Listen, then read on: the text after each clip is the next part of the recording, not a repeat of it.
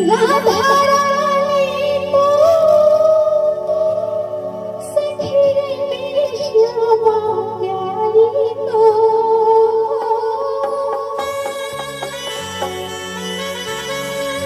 राधा रानी को सखी मेरी श्यामा प्यारी को। क्या जरा सारे लोग झूम के ताली बजा के मेरे साथ मिस्री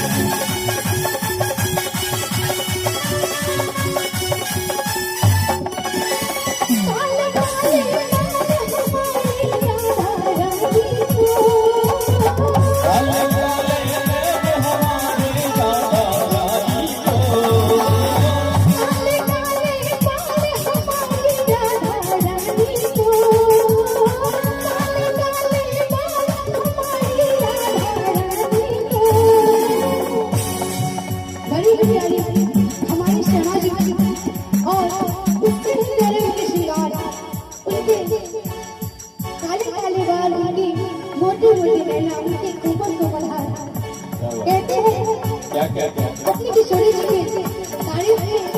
उनके रूपों का वर्णन करते हैं। काले काले बाल हमारी राधा रानी को, काले काले बाल हमारी राधा रानी को, प्यारे बचपन में राधा रानी को, प्यारे बचपन में